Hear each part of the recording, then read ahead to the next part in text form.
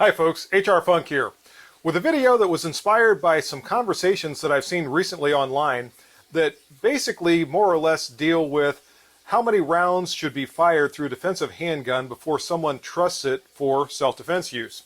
This is essentially the question of a break-in period, or at very least, the number of rounds that should be cycled through that handgun before someone can really trust it.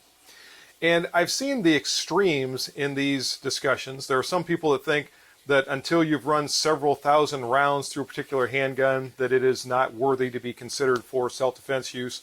There are other people that think, a magazine or two, and they're perfectly happy, and off they go, and they're under the belief that they have a very reliable firearm if they didn't experience a malfunction.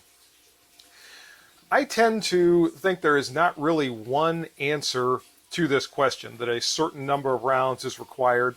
And I also think this is a highly personal topic. I think for you as an individual shooter, whatever number of rounds it takes for you to feel comfortable with your defensive handgun is how many rounds you should fire, because it's important that you feel comfortable and confident in that handgun. So what I'm going to do in this video is not try to tell you exactly how many rounds I think you should shoot through a defensive handgun. I'm going to tell you instead how many rounds it takes for me with the handgun before I start to feel comfortable with it. And also, I think this is going to vary from handgun to handgun depending upon the design, its age, its manufacturer, so forth and so on. And I'm going to touch on a few of those things also as I make my way through this video. By the way, folks, just a quick production note. If you hear something in the background of the video that sounds like water running, it's water running. It's water from my foundation tile running into a drain, and periodically you hear the pump kick on. We've had a lot of rain the last few days, and there's not much I can do about that unless I want my shop to flood.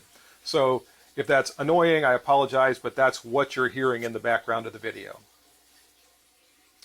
Now, as I said, I don't think there is a specific number of rounds that is the absolute minimum number that should have to run through every handgun before it's declared as being trustworthy. And I mentioned that I think this varies somewhat from handgun to handgun, design to design, manufacturer to manufacturer, so forth and so on. If you have a handgun of known quality that comes from a manufacturer that has been producing them for years, particularly if they have government contracts and you know those handguns are used by either the military or law enforcement agencies or what have you, and they've been tested extensively, I don't know that that's going to need as many rounds before I start to feel comfortable with it as something from a brand new manufacturer or a brand new design, or even if it's a new manufacturer manufacturing an older design. I'm going to talk about all those things as I go in the video. And I'm going to start things off with, this shouldn't come as a surprise to anyone, my 1911 pistols. And with 1911s, I generally subscribe to the notion that they do need a little bit of a break-in period.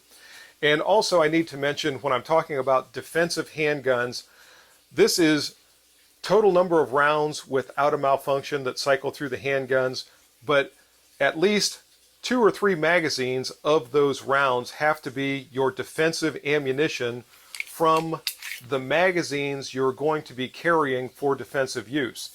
If you're running just ball ammunition through range magazines and then you load up your defensive handgun with some sort of defensive ammunition, hollow point, or what have you, in magazines you've not tested on the range, that's not the safest way to go about it. So I know it's expensive, but at least some of the shooting you do to test your handgun is going to have to involve that expensive defensive ammunition. And like I said, at least a magazine or two with no malfunction has to cycle through the pistol, in my estimation, before I'm going to trust it with those magazines and that ammunition. With 1911s, as I said, I do think they need a little bit of a break-in, and I really don't feel comfortable with a 1911 until it's cycled a couple of hundred rounds without a malfunction. Now, if I experience a malfunction with a 1911 early on, depending upon the type of malfunction, I'm not going to worry about it too much. If I get a failure to chamber and I have to bump the back of the slide just to get the slide fully into battery or something like that, there could be issues that just are going to require a little bit of wear before everything starts to mesh right and cycle properly. Now, if I'm a couple of hundred rounds in and I'm still getting those failures to go into battery or what have you, then I'm going to start to get a little bit concerned and start to wonder about things like the strength of the recoil spring or maybe the magazines or what have you. On the other hand, if I have a failure to extract, that's a little different type of situation. That shouldn't really happen even in a new firearm.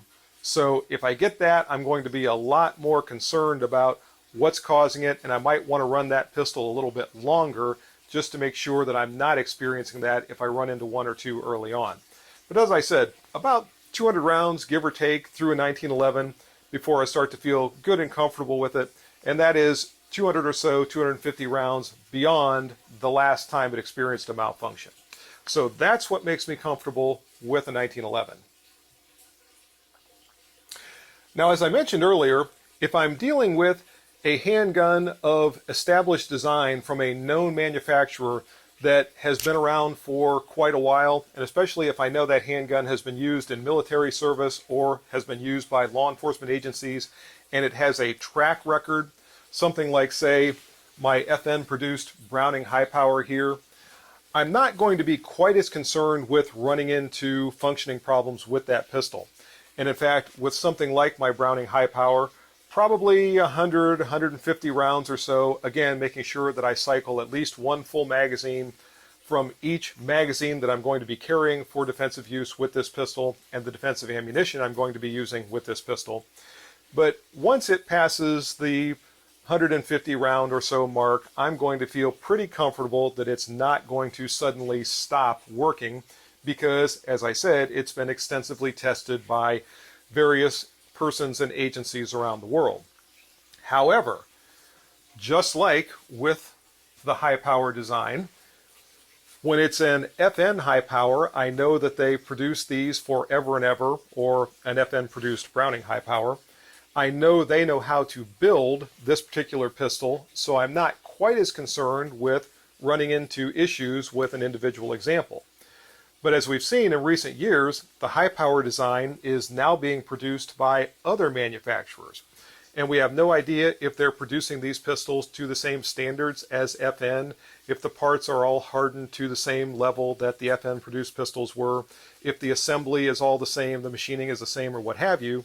So if I have, even though it's an established design from a new manufacturer, I'm going to want to run that a little bit longer before I really start to trust it, just to make sure that it is just as good as the historic manufacturer of that particular handgun. This is also probably a good point in the video where I should mention that the numbers that I'm reciting here have to do with new manufactured handguns. If it's something that was used and I'm picking it up at a gun show and I have no idea of the history of that particular individual handgun and I don't know how it might have been treated or who might have been tinkering around inside of it, then all of a sudden those round counts before I really start to trust it are probably going to go up. So when you hear me recite these numbers, just understand that all of it is going to be highly dependent upon the specific handgun in question and what I know about that handgun prior to the time that I owned it. Now when it comes to the polymer frame striker fired handguns like my Smith & Wesson M&P 2.0 here, that are all the rage these days, if they come from an established manufacturer and I know that they're in widespread use around the world and they have a track record, I'm probably not going to worry too much about their functional reliability. In fact, with an M&P, I'm going to take it out. I'm going to run probably one full magazine of each of the magazines I'm going to carry with my defensive ammunition through the pistol, and then I'm going to run some ball ammunition, probably more to familiarize myself with the pistol than to test its reliability, and I'm going to be pretty happy with it. 100 rounds, 150 rounds, I'm just not going to be that worried. If I'm looking at a Smith & Wesson, if I'm looking at a Glock, if I'm looking at an HK, if I'm looking at a Walter, anyone that is a known manufacturer of known quality and their handguns have a track record, I'm just not going to worry all that much about them. Now, if it's a new handgun from a new manufacturer, then I'm going to go back to that couple of 100 rounds without any kind of a malfunction before I'm really going to start to trust it. But it all depends on exactly what the design is, who built it, and what I know about the history of that particular design and manufacturer. Which brings me to new designs by established manufacturers. And the best example I can think of for this is the Remington R51. This pistol, probably more than anything else, is what brought about the demise of Remington. And when they started to build these, there was a lot of fanfare. There were a lot of things in the firearms press at the time. And a lot of people went out and bought these. They sold like hotcakes to begin with, and almost immediately reports of problems started coming back in. I waited for a couple of years. In fact, it was after the re-release of the R51 before I bought this one to try it out. And I started to encounter problems in functioning the first time I shot it, and they just never really went away. Every time I thought that I had the pistol repaired and it went back to Remington for repair, I got new magazines for it and everything else, and I could just never get this thing to run reliably. So there are other manufacturers too that have occasionally come out with designs that just don't function well. And if you think a little bit, you can probably remember some of them in recent history where there's been this particular company and that particular new design or what have you, and as soon as it goes out, you start to hear problems with it, which kind of puts it in the same category as a brand new model of automobile. A lot of times people say you shouldn't buy it the first year it comes out. You should wait until the second or third year when people have had a chance to drive them and the company has had a chance to work the bugs out of them. And for some designs, when it comes to handguns, the bugs just never get worked out. So I was never able to run enough ammunition through this pistol without a malfunction to develop any kind of confidence in it. So again, even an established manufacturer can have a bad design every now and again. So I talked about the polyframe striker fire pistols, but what about the metal frame hammer fire pistols like my CZ75B here?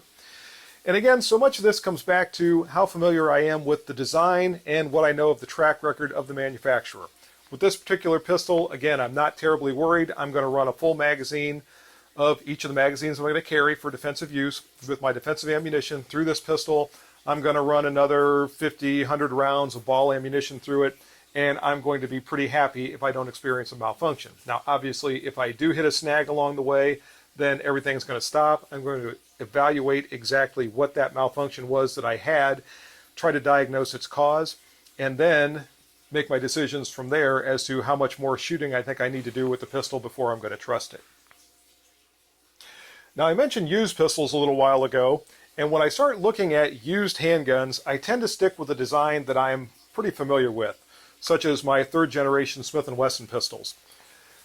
With these pistols, I was an armorer for this specific pistol for years. I literally know it inside and out, and when I start to shoot it, if I encounter a malfunction, I'm probably going to be able to diagnose the cause pretty quickly, and more than likely I'm going to be able to correct it if it's a problem with the pistol itself. Or if it's an ammunition problem, that's going to be pretty apparent too, and I can either switch ammunition or just understand that was a bad round that caused the problem. So with something like this, I'm going to shoot it a couple of hundred rounds, same thing with the magazines and the defensive ammunition. But again, I'm going to stick with designs that I'm pretty comfortable with and pretty familiar with when it comes to used handguns. Again, that comes back to that familiarity, that comfort, and that confidence in the design that it just gives you the peace of mind you need with the defensive firearm. So you might be thinking to yourself, what about wheel guns? The times that I've seen issues with revolvers, they've pretty much been apparent right out of the box. You'll start to shoot a revolver and it'll have timing issues, or you'll have misfire problems with it or something like that. And again, within the first cylinder or two, you're going to start to experience those problems. If it runs reliably for those first few cylinders full of ammunition, it's probably going to run reliably for a long, long time. Now, parts can wear in a revolver. They can wear in a semi-auto for that matter. And eventually you could have timing issues, especially if you shoot very powerful ammunition out of it. There's also a possibility with something like my Smith & Wesson revolvers that the mainspring strain screw could start to back out a little bit, and all of a sudden you'll start to get misfires. Again, this is why it's important to shoot your defensive handguns pretty routinely, just to make sure there's nothing changing in there that you don't know about. But generally speaking, revolvers will run for a long, long, long time before anything wears out. And again, if you shoot 2, 3 half a box full of ammunition, half a 50-round box full of ammunition through your revolver, and it runs reliably, it's probably going to keep running reliably, as I said, for a long time. Now, if you switch ammunition, you need to make sure that you shoot it with your revolver. There have been issues with revolvers where maybe there are hard primers or some other issue with ammunition that could cause you a problem with your revolver. But if you've got something that works well and you stick with that ammunition and you keep running it through your revolver, you're probably not going to have too much trouble. And again, I tend to trust revolvers a little bit more quickly to run reliably than I do semi-autos. By the way, folks, while I have my wheel gun out here, I want to point out something that I saw in a video again the other day, and once more say, don't do the old 1970s style closing of the cylinder where it's open, as my 686 is here, and you snap your wrist to close it. That's a quick way to start to cause problems with your revolver because all of a sudden it's not going to lock up properly. So if you've done that in the past, don't do it anymore. I just wanted to throw that in right here. A couple of closing thoughts on this topic, folks. Semi-autos in particular, and revolvers to a slightly lesser degree, are always entirely dependent upon their ammunition for proper functioning. And if you have functioning problems with a handgun, be it semi-auto or revolver, a quick thing to check is the ammunition. Switch to a different type of ammunition and see if that problem goes away. If it doesn't, that could be a problem with the firearm itself, or maybe you just still haven't found the right ammunition for it yet. Also, specifically to semi-autos, the magazines are very important. If you encounter a functioning problem with your semi-automatic firearm, switch to another magazine.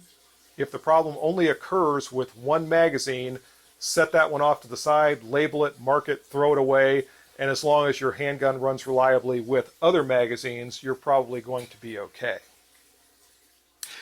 And as I mentioned, if you're experiencing an odd malfunction like the slide locking open with ammunition still inside the magazine or some other strange thing, have someone else shoot your firearm and see if they experience that same malfunction. If it only happens when you're doing it, there's probably something you're doing to induce that. Try to figure out what it is, and when you stop doing that, that problem will probably go away.